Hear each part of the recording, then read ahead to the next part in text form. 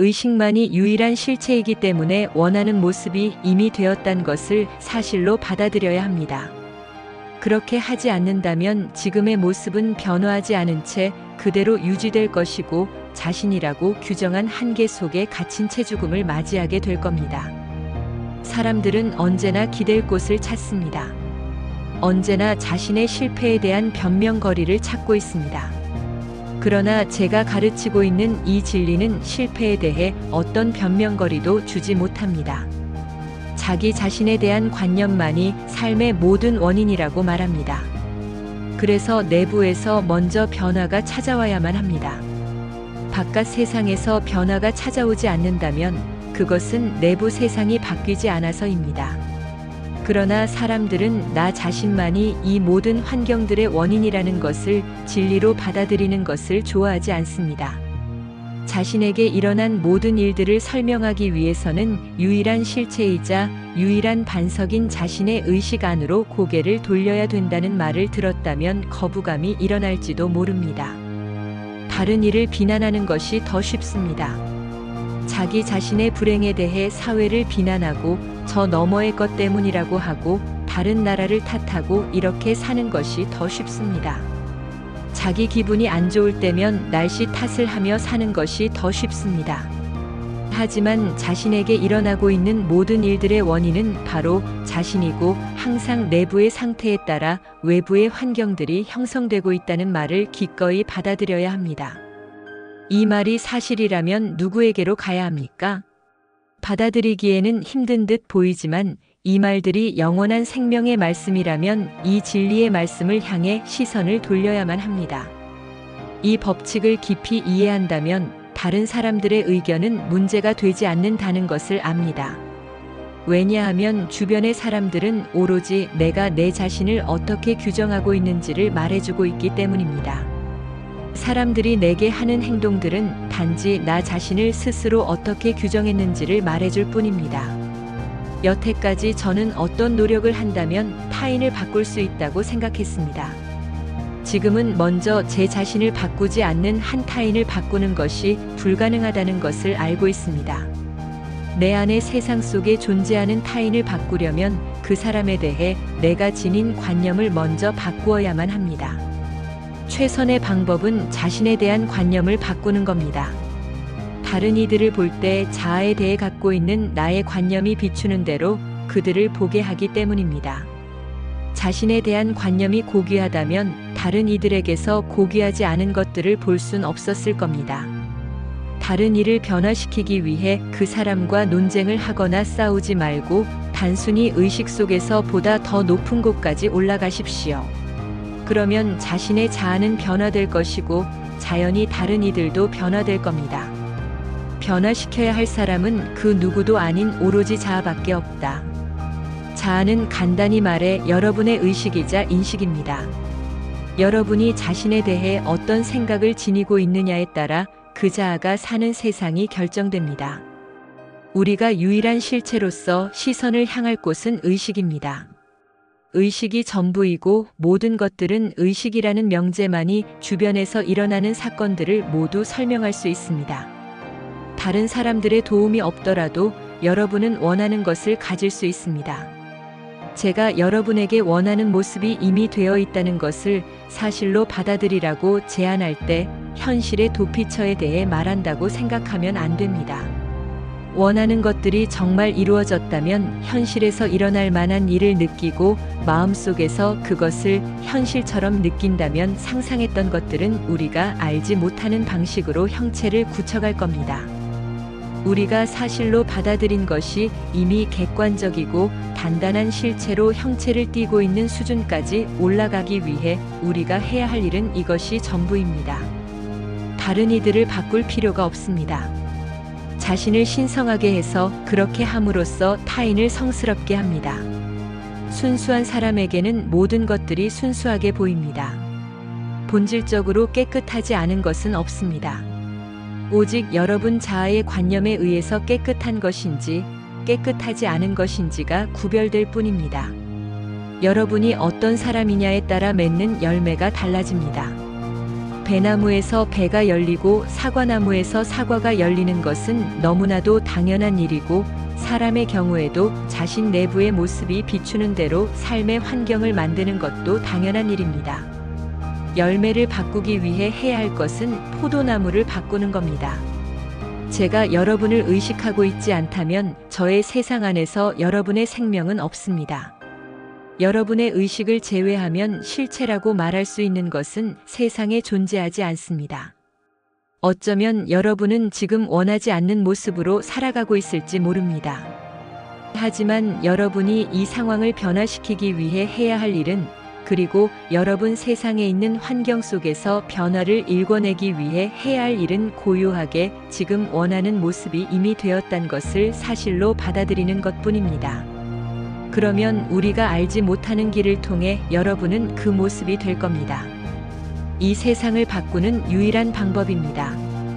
그 외에 다른 방법은 없습니다. 나는 길이다. 즉, 나의 의식은 나의 세상을 바꾸는 길입니다. 자신에 대한 관념을 바꾸면 세상이 바뀝니다. 어떤 사람이 우리를 회방 놓는다면 우리를 방해하고 있는 그 사람은 단지 우리의 관념 안에 써놓은 그대로 그들에게 주어진 역할을 자동적으로 할 뿐입니다. 그 사람들은 그들이 맡은 역할을 해야만 합니다. 왜냐하면 우리는 우리가 인식하고 있는 바로 그 존재이기 때문입니다. 세상이 이런 모습이었으면 좋겠다고 생각한다면 여러분의 모습을 먼저 그렇게 변화시켜야만 합니다. 그래야만 세상은 변합니다. 이 세상에서 진정한 여러분의 것 중 선물로 줄 수 있는 것은 여러분 자신밖에 없습니다. 세상이 변하길 원하는 모습으로 여러분이 먼저 변화하지 못한다면 이 세상은 절대 그 모습으로 나타나지 않을 겁니다. 자신은 완벽하지 못하면서 세상이 완벽하길 바란다면 내가 완벽하기 전까지는 세상을 완벽하게 볼 수 없다는 진리를 몰랐기 때문에 실패할 겁니다. 자신이 완벽하지 않다면 세상에서 완벽함을 볼 수 없습니다. 자신이 완벽해지는 날이 오면 자신의 눈은 통해 세상을 보기 때문에 세상을 아름답게 봅니다. 제가 여기서 똑같은 말을 여러분에게 하고 하지만 똑같은 내용을 들었다고 말할 수 있는 사람은 없습니다. 여러분이 해야 할 일은 제가 말하는 것을 여러분 자신을 통해서 듣는 겁니다. 여러분의 선입견들, 미신들, 그리고 자아에 대한 관념들을 통해 걸러져야만 합니다. 여러분이 어떤 존재이든 간에 이 메시지는 여러분을 통해 주어지고 여러분에 의해서 채색됩니다. 우리는 다른 이들이 변했으면 하는 모습으로 먼저 되어 있어야만 합니다. 나 먼저 변하지 않는다면 타인이 그런 모습으로 내 앞에 나타나는 것을 기대할 순 없습니다. 여러분의 의식과 저의 의식은 세상의 유일한 반석입니다. 태생적인 한계, 환경적인 한계와 나를 단순히 부모님에게 물려받은 몸으로 규정짓는 잘못된 관념을 거부하고 내 안에 그리스도가 바로 나임을 느껴 이 느낌이 내 안에 자리를 잡아서 에너지의 자연스러운 중심부를 차지할 때까지 이것을 사실로 받아들여 유지합니다. 그러면 어떤 의도나 노력 없이도 이 완벽함은 마음 안에 품어져 자연스럽게 솟아오르며 세상을 만들어갑니다. 눈먼 자의 눈을 뜨게 하고 듣지 못하는 자의 귀를 열게 하고 슬픔에 기쁨을 주고 보잘것없는 것들에게 아름다움을 줄 때 오로지 그때만이 진정으로 포도나무를 내부 깊숙이 박아놓을 수 있습니다. 그런 기적들은 여러분이 진정으로 그리스도가 되었다는 것을 인식한다면 자연스럽게 이루어낼 일들입니다. 우리 의식이 한 상태에서 다른 상태로 바뀔 때 겪는 그런 평범한 잠시간의 의식 변화는 진정한 변형이라 할 수 없습니다. 이런 변화는 시간이 지나면 원래의 상태로 순식간에 바뀔 수 있기 때문입니다. 그러나 우리의 믿음이 견고해져서 마음속에서 그 믿음과 모순되는 것들을 쫓아낼 정도가 되면 존재의 중심의 습관처럼 배인 생각이 우리의 존재를 명확하게 드러내게 됩니다. 우리는 이것을 진정한 변형이라 말할 수 있습니다.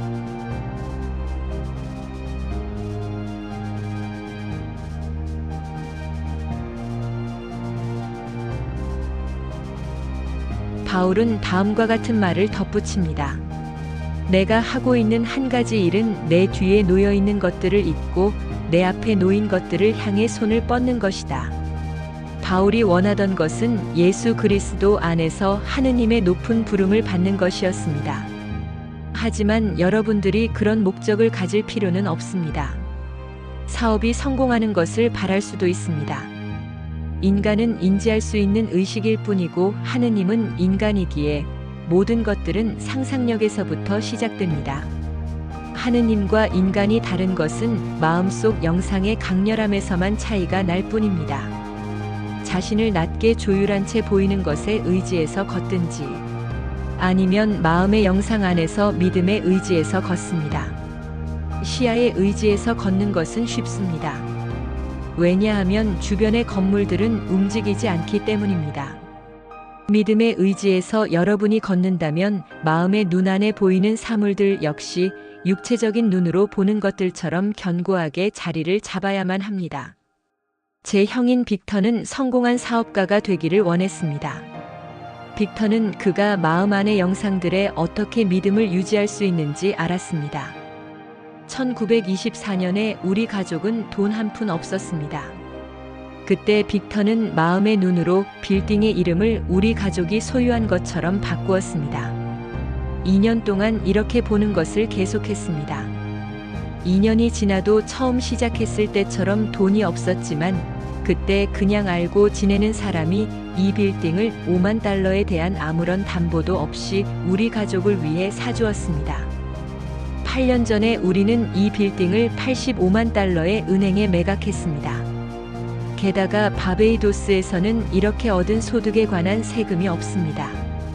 믿음의 의지에서 걸어나가면서 매일 빅터가 그 건물을 지날 때면 빌딩의 간판에 로츠 상회라고 쓰인 자리를 마음속에서 고다드 상회라고 보았습니다. 눈에 보이는 것들은 그 건물이 다른 이의 소유라고 말하고 있지만 빅터의 믿음은 자신의 것이라고 말했습니다.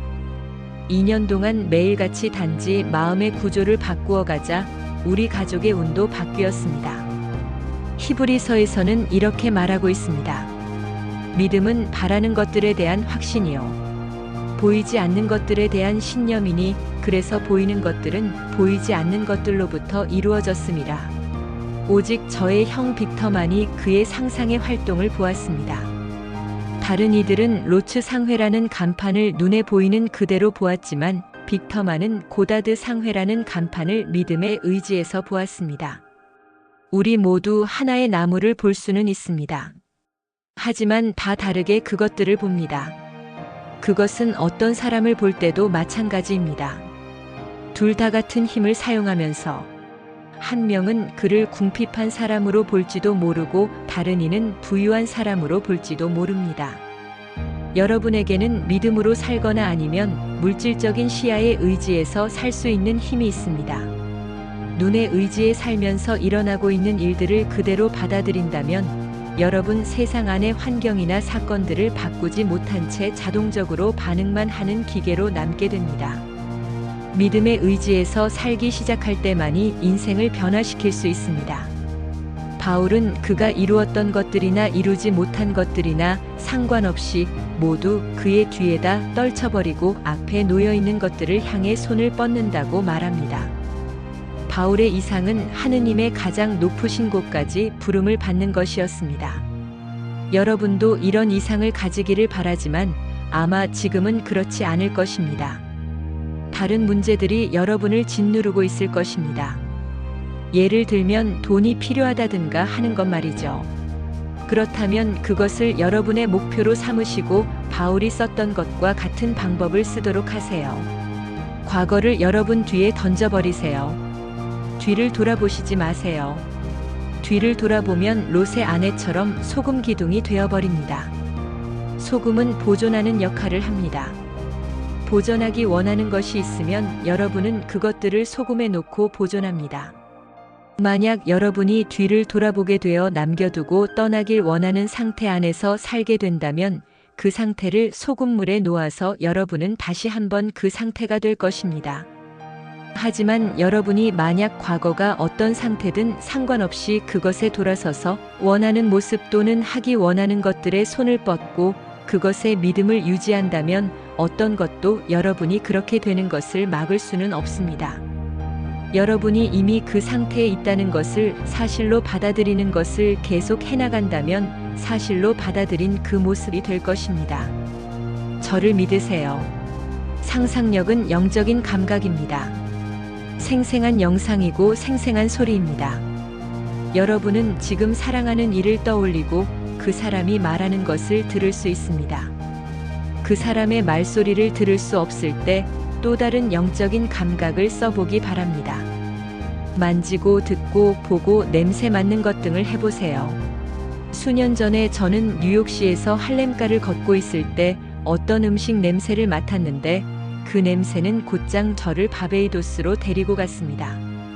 제 육신은 할렘가에 있지만 그 냄새가 깨운 후각은 이곳으로부터 2000마일이나 떨어진 곳에 내가 있다고 말했습니다. 어떤 특정한 소리나 만져지는 느낌 혹은 장면들을 기억할 수 있고 그러면 여러분을 그곳에 갖다 놓을 수 있습니다.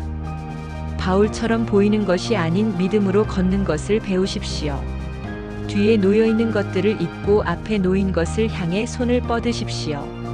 제가 한 말을 가슴속에 새기어 모든 바람을 성취하기 바랍니다. 보이는 것에 의존해서 걷지 말고 바울처럼 믿음으로 걷는 것을 배워서 여러분이 이전에 성취해냈던 것까지도 포함해서 모든 것들에 등을 돌리고 여러분을 위해 세워놓은 목적을 향해 쭉 뻗어 나가십시오. 그 목적에 다다랐다면 여러분은 무엇을 보시겠습니까? 여러분이 그곳에 있다면 여러분은 무엇을 느끼시겠습니까? 그것이 사실이라면 여러분은 어떻게 행동하시겠습니까? 그 상태 안에서 걸어 나가시면 반드시 성취해낼 것입니다.